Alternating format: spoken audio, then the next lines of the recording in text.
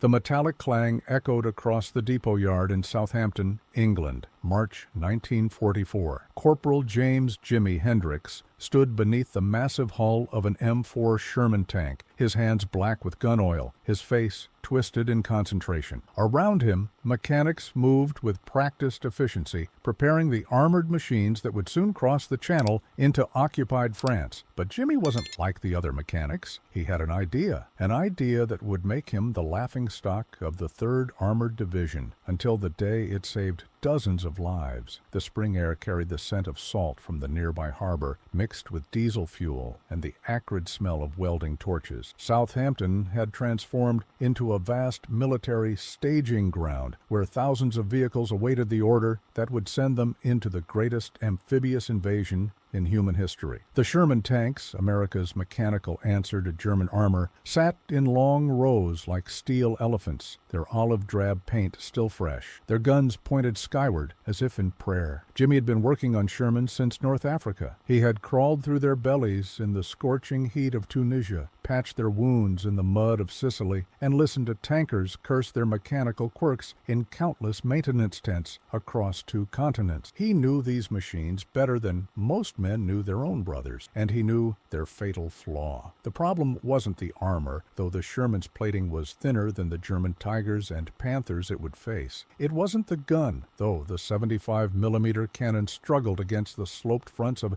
enemy heavy tanks. The problem was simpler, more insidious, and far more common. It was the coaxial machine gun, the .30 caliber Browning mounted beside the main cannon, and its maddening tendency to jam at the worst possible moment. In the cramped confines of a Sherman's turret, 3 men lived and fought in a space barely larger than a phone booth. The gunner sat to the left of the main gun, his eye pressed to the periscope sight, his hands on the traverse controls. The loader crouched to the right, feeding shells into the breech with mechanical precision. Above and behind them, the tank commander stood in the cupola, half his body exposed to the elements, directing the dance of steel and fire. And between the gunner and that 75mm cannon sat the coaxial machine gun, a weapon that should have been their insurance policy against enemy infantry, but too often became their greatest frustration. The Browning .30 caliber was a magnificent weapon on its own. On a tripod, fed by an experienced gunner, it could saw through infantry formations with devastating efficiency. But mounted in the side of a Sherman turret, fed by an awkward belt system that twisted and turned through the cramped interior, it transformed into something else entirely. The ammunition belt, a long snake of brass and lead, had to navigate from the storage bins at the turret's base, up through a narrow channel,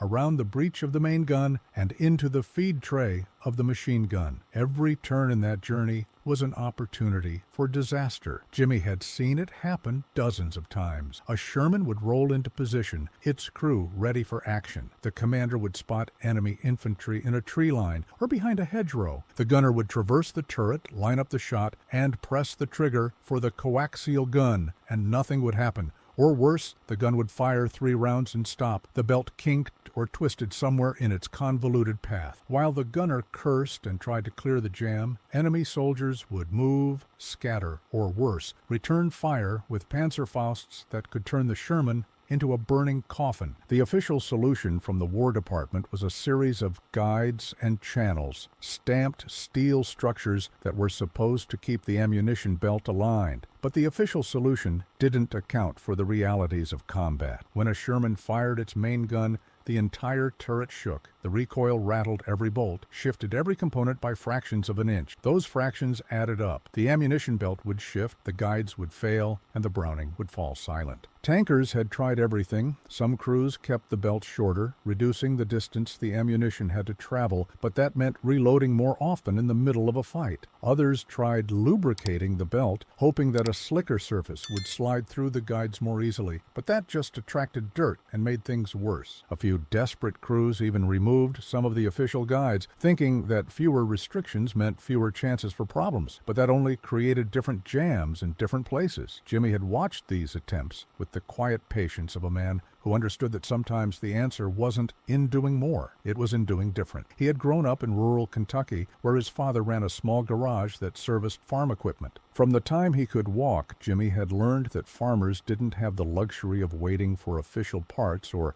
approved solutions. When a combine broke down in the middle of harvest, you fixed it with what you had on hand: wire, rope, creativity, and a willingness to ignore what the manual said in favor of what actually worked. That philosophy had served him well in the Army. While other mechanics waited for requisition forms to process and official parts to arrive, Jimmy improvised. He had fixed a Jeep's carburetor with a piece of tin can. He had repaired a half-track's drive chain using links cannibalized from a German vehicle. He had even jury-rigged a Sherman's periscope using mirrors from a destroyed staff car. His solutions weren't pretty, and they certainly weren't regulation, but they worked. The wire hanger idea came to him in February, a month before that day in Southampton, when he would become the subject of Barrick's joke. He had been lying on his back beneath a Sherman, staring up at the maze of pipes, cables, and mechanical components that filled the tank's belly when his eyes settled on the ammunition feed system.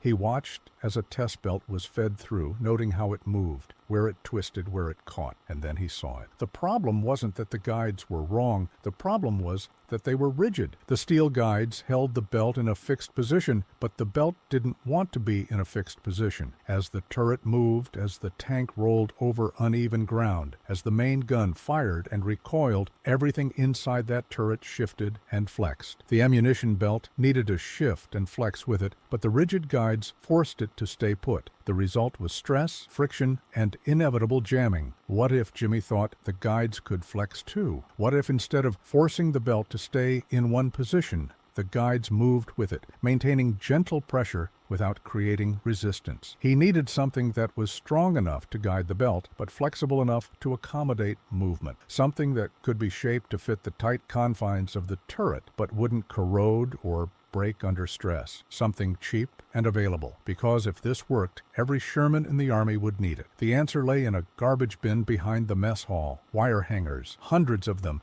discarded by the quartermaster's laundry service. Jimmy picked one up, tested its flexibility, bent it back and forth. The wire was steel, coated with a thin layer of protective material. It was strong in tension, flexible in bending, and could be shaped with nothing more than a pair of pliers and some patience. Back in the maintenance shed, working by the light of a single electric bulb, Jimmy began to experiment. He cut the hangers into sections, shaped them into loops and curves that matched the path the ammunition belt needed to follow. He created a system of flexible guides that would maintain just enough contact with the belt to keep it aligned, but would give way when the belt needed to shift. The hangers formed a kind of tunnel, with the belt sliding through the middle. All was supported but never constrained. The first prototype looked like a child's art project. Bits of wire hanger twisted and bent at odd angles, held together with electrical tape and hope. Jimmy installed it in a Sherman that was scheduled for test firing the next day. He didn't tell anyone what he had done. He just waited. The test firing went perfectly. The main gun roared, sending practice rounds down the range, and between each shot, the coaxial machine gun chattered away without pause. The gunner, Sergeant Frank Morrison, climbed out of the turret with a puzzled expression. He had expected the usual jamming, had been prepared to clear it multiple times during the exercise, but it hadn't happened, not once. Jimmy kept quiet. One successful test wasn't proof. It could have been luck. He installed his wire hanger guides in 3 more Shermans, all scheduled for different tests over the following week. All 3 performed flawlessly. The coaxial guns fed smoothly, fired continuously, never jammed. But still, Jimmy said nothing. He was a corporal, a mechanic, a nobody in the grand scheme of the Army. If he was going to propose a modification to standard equipment, he needed more than anecdotal evidence. He needed to be absolutely certain. By early March, Jimmy had quietly installed his system in 8 different Shermans. Not all of them were in his unit. He had friends in other maintenance sections, mechanics who owed him favors or simply trusted his judgment. The results were consistent. Every tank with the wire hanger guides showed a dramatic reduction in coaxial gun jams. Some crews didn't even notice the modification. They just reported that their weapon systems were running great. Finally, Jimmy decided it was time to go official. He wrote up a report, complete with hand-drawn diagrams showing the placement and configuration of the wire guides. He explained the theory, documented the results, and requested permission to modify the entire division's Sherman fleet. Then he submitted it through the proper channels and waited. The response came faster than he expected, but not in the way he hoped. His company commander, Captain Theodore Walsh, called him into the office. Walsh was a West Point graduate, a man who believed in regulations, proper procedures, and the wisdom of official Army engineering. He held Jimmy's report between two fingers, like it was contaminated. "Corporal Hendricks," Walsh said, his voice dripping with barely concealed contempt, "did you actually submit a proposal to modify Army equipment using clothes hangers?" Jimmy stood at attention. "Yes, sir." "Wire hangers, sir?" "They provide flexible guidance for the ammunition belt without creating the friction points that cause jamming." Walsh stared at him for a long moment, then burst into laughter. It wasn't friendly laughter. It was the kind of laugh that said, "You're an idiot, and I can't believe I have to waste my time on this. Corporal, do you have any idea how many engineers designed the Sherman tank? How many hours of testing went into every component? And you think you can improve it with garbage from behind the mess hall?" "Sir, I've installed the system in 8 tanks. The results speak for themselves. 0 jams across multiple test firings." 8 tanks, Walsh repeated, shaking his head. "And in your infinite wisdom, you modified Army equipment without authorization. That alone is grounds for disciplinary action." Jimmy's jaw tightened, but he kept his voice level. "Sir, with respect, field modifications are common. Mechanics make adjustments all the time to improve performance. Field modifications are made with proper authorization, following established protocols. What you've done is tinker with a critical weapon system based on a hunch. You're a mechanic, Hendricks, not an engineer. Your job is to maintain equipment according to specifications, not to reinvent it." The report was rejected. Worse than rejected, it became a joke. Within days, everyone in the 3rd Armored Division had heard about the corporal who thought he could fix the Sherman with clothes hangers. In the mess hall, mechanics would hold up bent wire and ask Jimmy if he needed any spare parts. Tank crews would mime hanging their laundry inside their turret. Even the sergeants got in on it, suggesting that maybe they should requisition more hangers just in case someone needed to solve world hunger or invent a better mousetrap. Jimmy endured it in silence. He removed the wire hanger guides from the tanks he had modified, restoring them to standard configuration as ordered. But he kept one set hidden in his toolbox, wrapped in an oiled cloth, because he knew something the officers and the jokers didn't know. He knew he was right. April arrived with warming temperatures and increasing urgency. The invasion was coming. Everyone knew it, even if no one said it out loud. The tempo of training intensified. More tanks rolled off the ships and through the depots. More crews arrived, young men who had never seen combat, who looked at the Shermans with a mixture of awe and nervousness. They would learn soon enough what those machines could and couldn't do. Jimmy continued his work, now under closer scrutiny from Captain Walsh. He performed his duties with mechanical precision, maintaining tanks according to the book, making no unauthorized modifications. But he watched. He watched as crews returned from training exercises, complaining about jammed coaxial guns. He watched as gunners spent precious minutes in mock battles trying to clear ammunition feed problems. He watched and he waited. The opportunity came in late April. A new crew was assigned to a Sherman designated 3 Charlie 7. The tank commander was 2nd Lieutenant David Chen, a young officer fresh from Fort Knox, eager to prove himself. Chen was different from many of the officers Jimmy had encountered. He asked questions. He listened.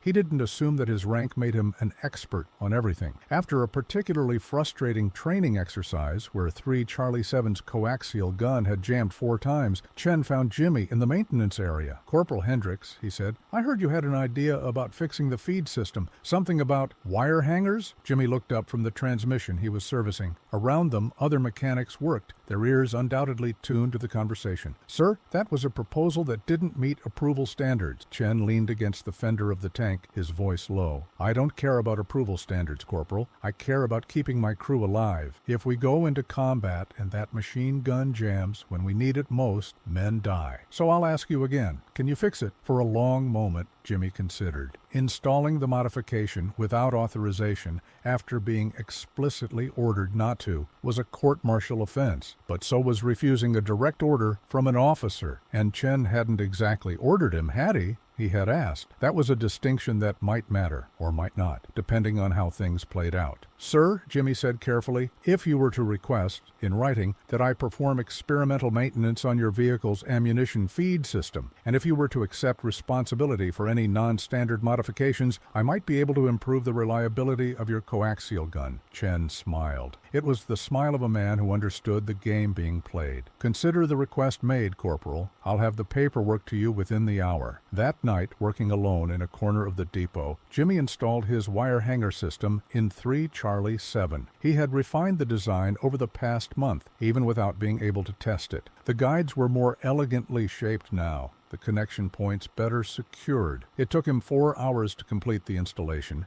checking and rechecking every connection, making sure the belt fed smoothly through the flexible tunnel of wire. The next morning, 3 Charlie 7 went to the firing range. Lieutenant Chen and his crew climbed aboard, not knowing exactly what had been done, only that something had changed. The tank rolled into position. The loader fed a belt of ammunition. The gunner aimed at a target 200 yards downrange. The coaxial gun roared to life. 50 rounds, 100, 150. The belt fed smoothly, steadily, without pause. The gunner fired until the barrel glowed, until the air around the tank shimmered with heat, and the gun never hesitated, never caught, never jammed. When the crew climbed out, they were grinning like men who had just discovered fire. Chen found Jimmy immediately. "Whatever you did, Corporal, it worked. I've never seen the Cokes run that smooth. How soon can you do the rest of the company?" "Sir," Jimmy said, choosing his words carefully, "I would need authorization from Captain Walsh." "Then let's get you that authorization." But it wasn't that simple. When Chen reported the successful test to Walsh, praising the modification without revealing exactly what had been done, the captain's response was predictable. "Lieutenant, I appreciate your enthusiasm, but one successful test doesn't validate an unauthorized modification. The official feed system is adequate when properly maintained." "With respect, sir," Chen replied, "adequate isn't what I want when we cross the channel. I want exceptional. I want my gunner to be able to rely on that weapon without worrying about jams." Walsh's face reddened. "Lieutenant, you're new to this division.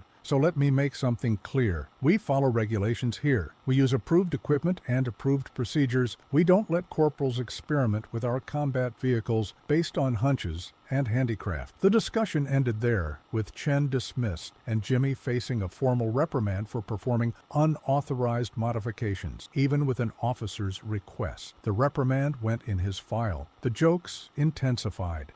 The wire hanger guides came off 3 Charlie 7, and Jimmy was reassigned to work on half-tracks away from the Sherman tanks he knew so well. But Chen didn't let it die. He couldn't. He had seen the difference with his own eyes, had watched his gunner fire with confidence instead of frustration. He knew that modification could save lives, and he couldn't let it disappear into bureaucratic obscurity. So he did something that junior officers weren't supposed to do. He went over his captain's head. Major William Hartley commanded the battalion that included Walsh's company. He was a veteran of North Africa, a tanker himself, before being promoted to staff. Chen requested a meeting and laid out everything: the problem with the feed system, Jimmy's solution, the test results, and Walsh's rejection. He expected resistance. He expected to be told to follow the chain of command and respect his company commander's decisions. Instead, Major Hartley leaned back in his chair and said, "Show me." 3 days later, on a gray morning in early May, Major Hartley stood in the depot yard, watching Jimmy reinstall the wire hanger guides in 3 Charlie 7. The major asked questions, good questions, about stress points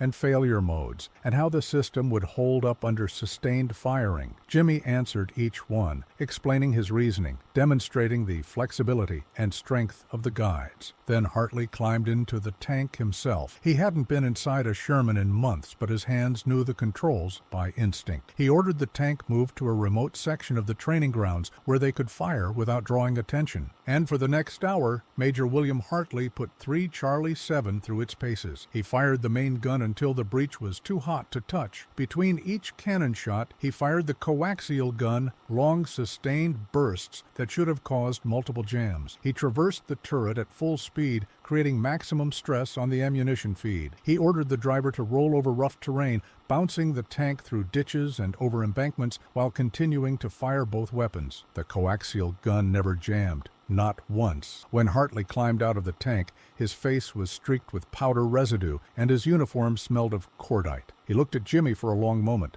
then turned to Lieutenant Chen. "How many tanks in the battalion, Lieutenant?" 42 operational Shermans, sir." "Corporal Hendricks," Hartley said, "you have 72 hours to modify every Sherman in this battalion. I'm authorizing you to recruit whatever assistance you need. Lieutenant Chen will provide you with a work detail, and if Captain Walsh has any objections, tell him to report to me directly." The next 3 days were a blur of activity. Jimmy enlisted every mechanic who would help him, teaching them how to cut and shape the wire hangers, how to route the guides through the tight confines of the turret, how to test the installation. They worked in shift, around the clock, transforming the maintenance depot into a production line. Wire hangers disappeared from every laundry service within 5 miles. The quartermaster, confused by the sudden demand, requisitioned 3,000 more, not knowing they were being cut apart and installed in America's armored fist. Some of the mechanics who had mocked Jimmy now worked beside him, silent and focused. Others apologized, awkward words muttered over tools and wire. Jimmy accepted their help without comment. There wasn't time for grudges. The invasion was days away, and every tank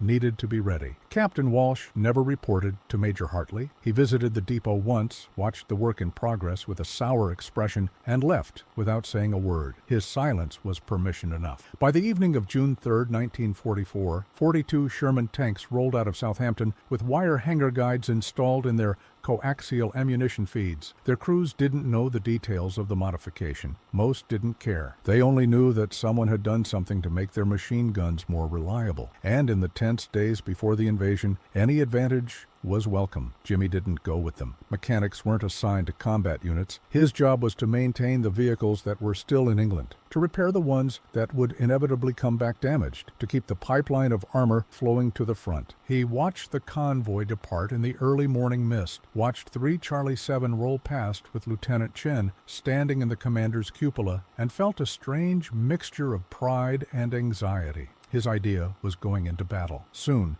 he would know if it truly worked. June 6, 1944, D-Day. The greatest amphibious invasion in human history crashed against the beaches of Normandy. Thousands of men fell in the first hours, cut down by machine gun fire, artillery, and mines. But the invasion held. Slowly, painfully, the Allied forces pushed inland, and among the armor that rolled off the landing craft, grinding their way up the beach exits and into the hedgerow country beyond, were the Shermans of the 3rd Armored Division. The fighting in Normandy was unlike anything the crews had trained for. The Norman bocage, ancient hedgerows that divided the countryside into a maze of small fields, turned every advance into a close-range battle. German infantry hid in the thick vegetation, armed with Panzerfausts and machine guns. Every field crossing was a potential ambush. Every hedgerow could conceal an anti-tank gun. The Shermans had to fight through a landscape that seemed designed to neutralize their advantages. In this environment,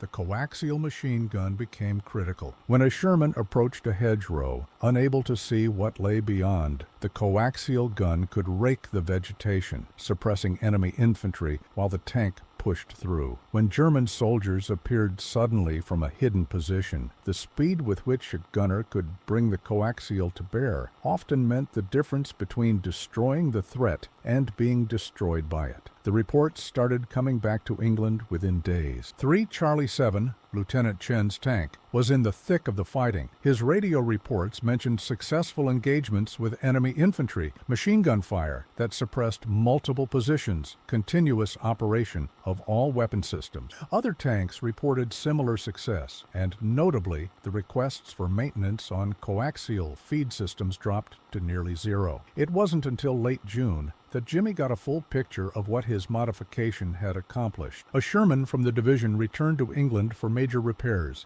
damage from a Panzerfaust that had struck the side armor but failed to penetrate. The crew came with it, given a brief leave, while their tank was rebuilt. The gunner, a sergeant named Paul Mitchell, sought out Jimmy in the depot. "You Corporal Hendricks?" Mitchell asked. He was young, couldn't have been more than 20, but his eyes were old. He had the look of someone who had seen too much in too short a time. "That's me," Jimmy confirmed. "I heard you're the one who figured out the hangar thing." For the Cokes, Jimmy nodded, uncertain where this was going. Mitchell sat down heavily on a nearby crate. I need you to know something, Corporal. On June 8th, we were pushing through a village called Saint-Côme-du-Mont. There was a German squad in a stone house, second floor, shooting down at us. We couldn't get the main gun elevated enough to hit them, and if we backed up to get an angle, we'd be exposed to their Panzerfaust team across the street. So Lieutenant Chen told me to use the Cokes, walk it up the wall and into the window. He paused, his hands shaking slightly. I fired 200 rounds, maybe more. Continuous fire. The gun never jammed, never hesitated. We took out that position, and the Panzerfaust team didn't get a chance to shoot. If that Cokes had jammed, if I'd had to stop and clear it, they would have had time. They would have hit us. We'd all be gone. Jimmy felt something tight in his chest. You're saying the modification saved your crew. I'm saying your modification saved my crew, and probably a dozen others that week. The other tanks, the ones without your system, they're still having problems. Their gunners are scared to use the Cokes for sustained fire because they know it'll jam. But us, we fire with confidence. We know it'll work. Word spread. More crews returned to England for rest and repairs, and more of them sought out Jimmy. Some just wanted to thank him. Others wanted to buy him drinks, which he politely declined. A few wanted to shake his hand, to make a physical connection with the person who had kept their machine guns running when they needed it most. Major Hartley initiated the process to have Jimmy's modification formally adopted as standard equipment. But the Army bureaucracy moved slowly, even in wartime. There were forms to file, tests to conduct, official approval to obtain. The modification was so simple that it seemed almost insulting to the engineers who had designed the Sherman. How could a corporal with wire hangers solve a problem that trained professionals had missed? But the evidence was undeniable. The 3rd Armored Division's Shermans had significantly lower coaxial gun failure rates than any other unit. The difference was so stark that other divisions started asking questions. What were they doing differently? What was their secret? By July, mechanics from other units were visiting the 3rd Armored's depot, trying to figure out what made their machine guns so reliable. Jimmy found himself teaching classes. Dozens of mechanics crowded into a maintenance shed, watching as he demonstrated the proper way to cut and shape wire hangers, where to place the guides, how to test the installation. The modification spread organically, mechanic to mechanic, unit to unit, far faster than any official adoption could have moved. Lieutenant Chen was promoted to first lieutenant in July, then to captain in August. He never forgot that the reliability of his tank's weapons had been due to a corporal who refused to accept that adequate was good enough. When he wrote his after-action reports, he specifically mentioned the coaxial gun modification and its impact on his ability to engage enemy forces effectively. Captain Walsh was transferred to a logistics position in August. The official reason was to utilize his organizational skills in managing supply chains. The unofficial reason, whispered in mess tents and maintenance depots, was that he had nearly prevented a life-saving modification from being implemented because of his rigid adherence to regulations. His career never recovered. Jimmy was promoted to sergeant in September, a rare jump for a mechanic. He was assigned to a training role, teaching new mechanics not just how to maintain equipment, but how to think creatively about solving problems. The Army, slowly and reluctantly, was learning that sometimes the best solutions came from the bottom up, from the men who actually worked with the equipment every day, rather than from engineering departments thousands of miles from the battlefield. By the end of 1944, nearly every Sherman tank in Europe had wire hanger guides installed in their coaxial ammunition feeds. The modification was never officially adopted in technical manuals. It never received a formal designation or part number. It remained technically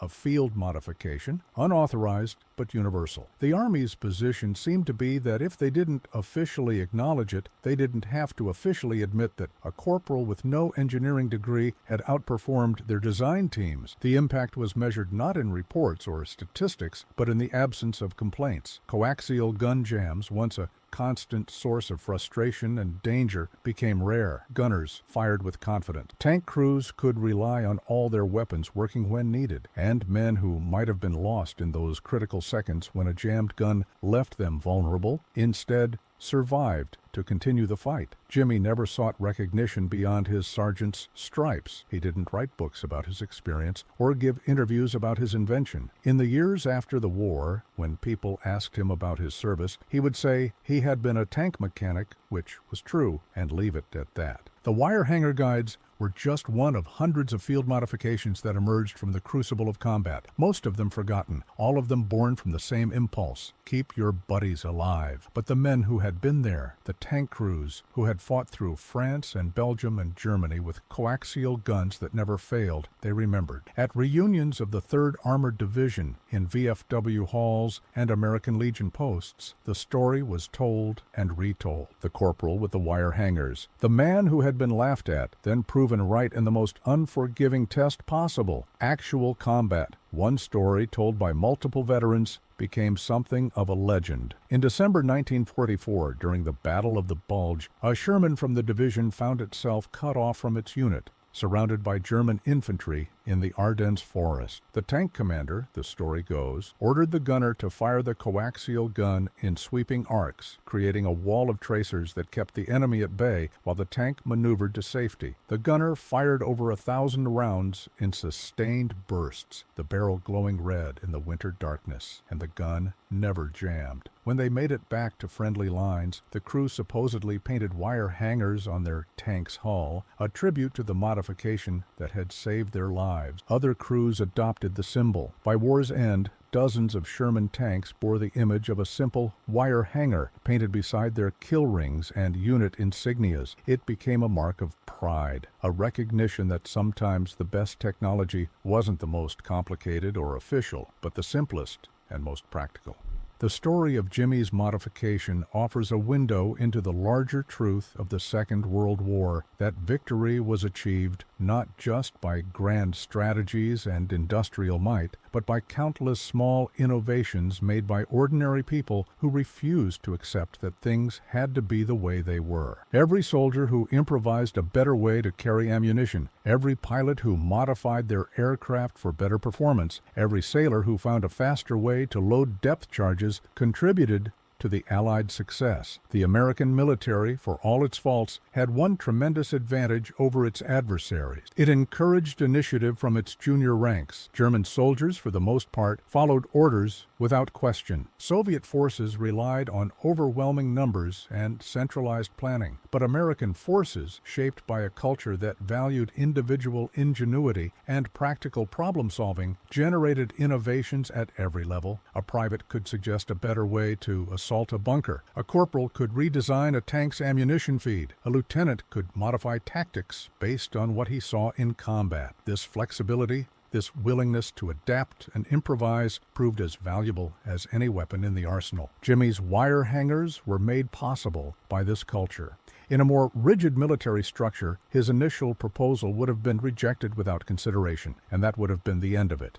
But the American system, for all its bureaucratic frustrations, had enough flexibility for a major to override a captain, for a young lieutenant to challenge established procedures, for a mechanic to be given the chance to prove his idea in combat. The technical explanation for why the wire hanger guides worked is surprisingly simple. The original steel guides created sharp angles and rigid channels that the ammunition belt had to navigate. When the tank moved or the gun fired, these rigid structures would bind against the belt, creating friction and resistance. The wire hangers, being flexible, allowed the belt to move naturally while still keeping it aligned. They acted more like handrails than channels, providing guidance without restriction. An engineer, thinking about the problem formally, might have designed an elaborate system of springs and hinges to achieve the same result. It would have worked, but it would have taken months to design, test, and produce. Jimmy's solution could be implemented in a few hours with materials that were universally available. In war, speed and availability often matter more than elegance. The hedgerows of Normandy provided the perfect testing ground for the modification. The close quarters nature of the fighting meant that coaxial guns were used far more than in open terrain combat. A single jam at the wrong moment could be fatal. The crews quickly learned which tanks they could rely on and which ones had questionable machine guns. The tanks with Jimmy's modification developed reputations for reliability, and commanders would specifically request them for difficult missions. There's a certain irony in the fact that a modification designed to prevent mechanical failure became more important because of tactical circumstances no one had anticipated. The planners of D-Day had expected the Bocage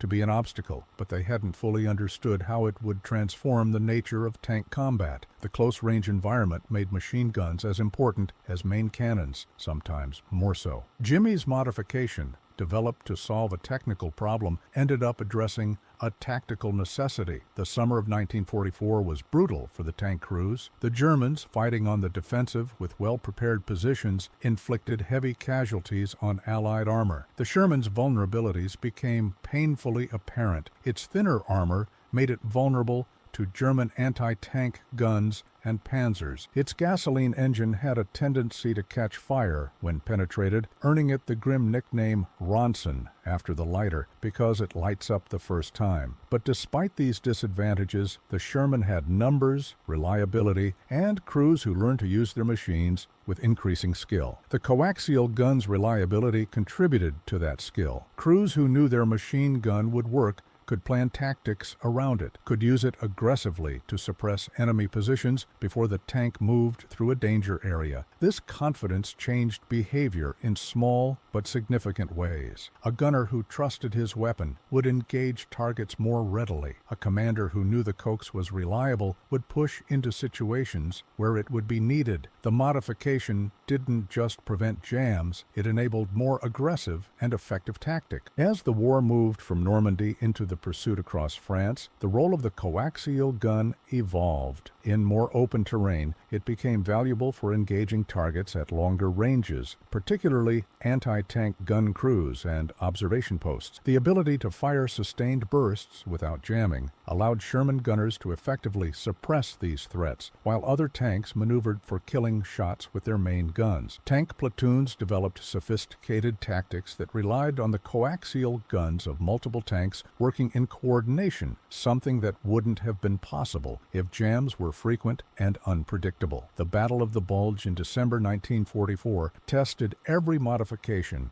every innovation, every lesson learned in 6 months of combat. The German offensive caught Allied forces by surprise, and in the chaotic fighting that followed, tank crews found themselves in desperate situations. Fuel was short, ammunition was low, and reinforcements were slow to arrive. Equipment had to work perfectly because there were no second chances, no time for repairs, no margin for mechanical failure. The accounts from that battle include multiple references to the remarkable reliability of the coaxial guns. Crews fighting in encircled positions would fire thousands of rounds, keeping German infantry at bay while waiting for relief. The modification that had been mocked less than a year earlier now contributed to holding the line in one of the most critical battles of the war. After the Bulge, the advance into Germany began. The fighting took on a different character. Urban combat in shattered cities where every building could hide enemy soldiers. The coaxial gun again proved its worth, spraying windows and doorways as tanks moved through streets. The reliability that Jimmy's modification provided meant that crews could use their machine guns prodigiously without fear of jamming at a critical moment. By the time the war ended in May 1945, Jimmy's wire hanger guides had been in combat for nearly a year. They had been tested in hedgerow country, in winter forests, in ruined cities,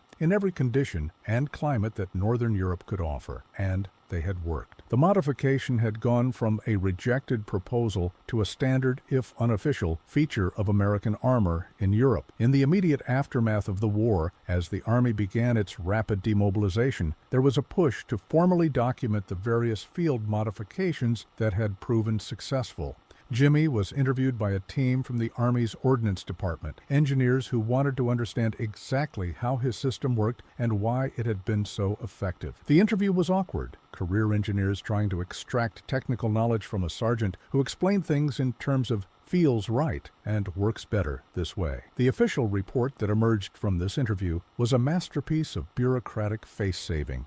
It described the wire hanger guides as an interim field expedient that had provided adequate performance enhancement in certain tactical situations. It noted that a formal engineering solution would be developed for future vehicles, incorporating the lessons learned from the field modification. What it didn't say, but what everyone knew, was that the formal engineering solution would probably look a lot like bent wire hangers because that's what actually worked. Jimmy was discharged in late 1945. He returned to Kentucky, to a small town that looked exactly as he remembered remembered it, as if the war had happened on another planet. He went back to work in his father's garage, fixing tractors and trucks, returning to a life of practical problem-solving far from the scrutiny of captains and the bureaucracy of the Army. He married his sweetheart, Sarah, in 1946. They had 3 children. He never spoke much about the war, but sometimes, usually late at night when he couldn't sleep, Jimmy would think about the men he had helped save, the crews who had been able to fight effectively because their machine guns worked, the soldiers who hadn't been caught defenseless by enemy infantry because their coaxial guns had fired when needed. He had no way of knowing how many lives his modification had saved, but he knew it wasn't 0, and that was enough. The wire hangers themselves, the physical guides installed in those tanks, had varying fates. Some Sherman tanks were scrapped immediately after the war, cut up for their steel. Others were sold to Allied nations, serving in foreign armies for decades. A few ended up in museums, their wire hanger guides still in place, though rarely identified or explained. Visitors would look at the sleek lines of the Sherman, read plaques about its engine and armor, and never notice the bent wire that had made such a difference. In the 1970s, as interest in detailed World War II history began to grow, a few historians stumbled across references to the wire hanger modification in after-action reports and maintenance logs. They interviewed veterans, including some of the tank crews who had benefited from Jimmy's work. The story began to emerge from obscurity, told in specialized journals and at military history conferences. Jimmy was tracked down by one of these historians in 1981. He was 60 years old, still working in the garage, his hands still black with grease and oil. The historian asked him to explain the modification,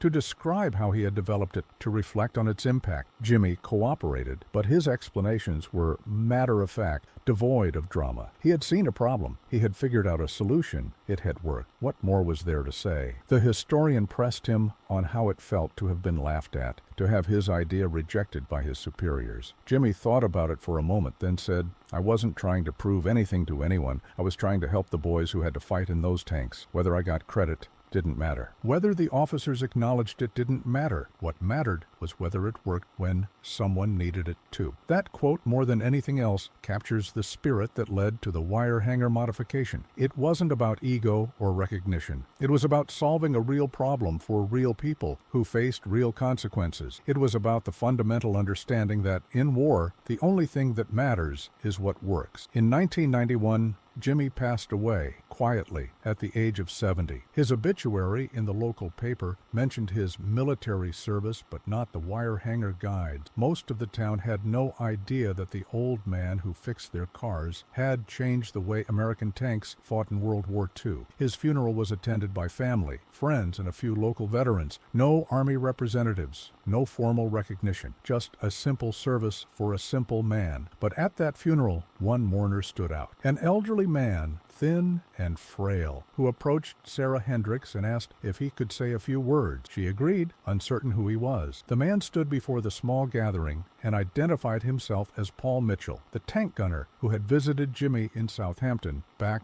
in 1944. He was nearly blind now, his health failing, but he had traveled from Ohio specifically to pay his respects. "I'm here," Mitchell said, his voice shaking with emotion. "Because of this man, I got to have a life after the war. Because of his wire hangers, his simple solution that people laughed at, my crew survived. We weren't special. We were just one crew in one tank. But that modification was in hundreds of tanks, and it helped every single one of them." Jimi Hendrix never wore medals for what he did. He never got promoted past sergeant. But he saved more lives than most heroes, and he did it with creativity, persistence, and humility. We should all be so lucky to make that kind of difference. The story of Jimi Hendrix and his wire hanger guides carries lessons that extend far beyond World War II. It speaks to the importance of listening to people at every level of an organization, of being willing to test unconventional ideas, of valuing practical solutions over theoretical purity. It demonstrates that innovation can come from anywhere, that expertise is built through experience as much as through formal education, and that sometimes the simplest solution is the best one. In modern military circles, the wire hanger modification is sometimes sometimes taught as a case study in adaptive innovation. It appears in leadership courses as an example of how junior personnel can contribute to mission success. It's cited in discussions about military culture and the importance of allowing initiative at lower ranks. The modification itself is long obsolete, replaced by modern weapon systems that bear no resemblance to the Browning machine gun or the Sherman tank. But the principle it represents remains relevant. There's a broader truth embedded in this story, one that applies far beyond military organizations. In any complex system, the people who work most closely with that system often understand its flaws better than the designers. They see the gaps between theory and practice, between how something is supposed to work and how it actually works in real conditions. Organizations that create space for these insights, that enable people at every level to contribute improvements, tend to perform better than those that rely solely on top-down direction. Jimmy's story is also about persistence in the face of ridicule. He could have given up after Captain Walsh rejected his proposal. He could have decided that if the officers didn't care, why should he? But he persisted because he understood that the stakes were too high. Men's lives were on the line, and a working solution was more important than hurt feelings or damaged ego. The wire hanger modification succeeded because it addressed a real need with a practical solution. It wasn't elegant or sophisticated. It wouldn't win any engineering awards, but it worked reliably and consistently in the worst conditions imaginable. Sometimes that's all that matters, not the complexity of the solution, not the credentials of the solver,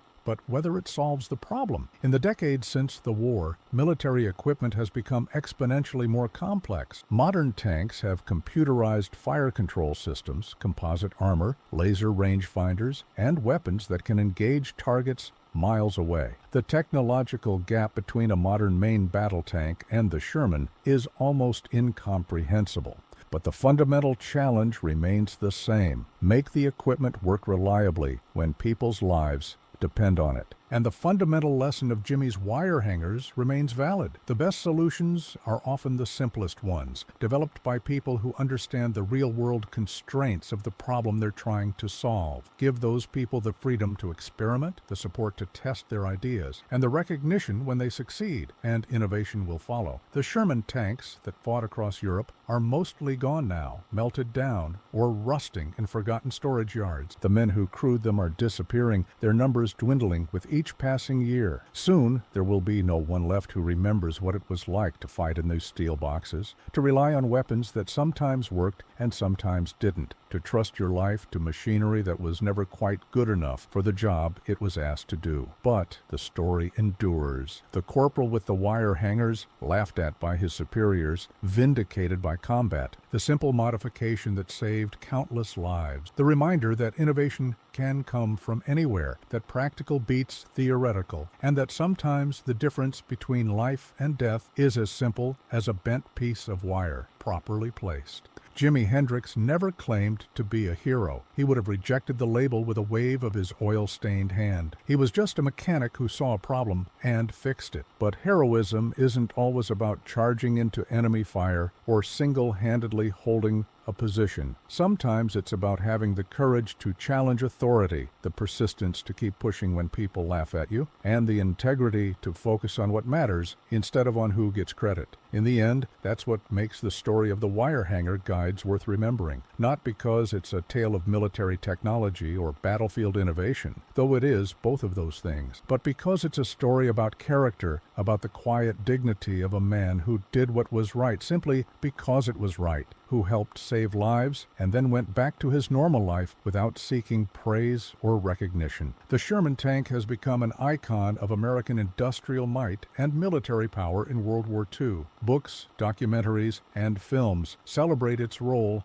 in the Allied victory. But few of those accounts mention the wire hangers that kept its machine guns running. Few note the mechanic who saw what the engineers missed. Few acknowledge that sometimes the greatest contributions come from the most unexpected places. Jimi Hendrix deserves to be remembered, not with monuments or medals, but with the simple acknowledgement that he made a difference, that his idea worked, that men came home to their families because a corporal with wire hangers refused to accept that good enough was actually actually good enough. That's the legacy that matters more than any official recognition or historical footnote. The Sherman tank, for all its limitations, helped win a war. And the wire hanger guides, for all their simplicity, helped the Sherman do its job. Both are part of the vast mosaic of factors that led to Allied victory, small pieces in an enormous picture, but every piece mattered. Every innovation counted. Every life saved was a victory in itself. So when you hear stories of World War II, of the great battles and famous generals, of the grand strategies and turning points, remember also the small stories. Remember the mechanics and the sergeants and the corporals who solve problems one tank at a time. Remember that wars are won not just by the people who give orders, but by the people who make sure those orders can be carried out effectively. Remember Jimi Hendrix and his wire hangers. Remember that he was laughed at until he was proven right. Remember that he persisted when others would have quit. Remember that he made a difference, a real and measurable difference in one of the most consequential conflicts in human history. And remember that he did it not for glory or recognition, but simply because it was the right thing to do. That's the story. That's the lesson. That's the legacy of a man who saw a problem with a tank's machine gun and fixed it with clothes hangers. It's a story worth telling, worth remembering, and worth carrying forward as a reminder that innovation, persistence, and integrity never go out of style, in war or in peace, then or now.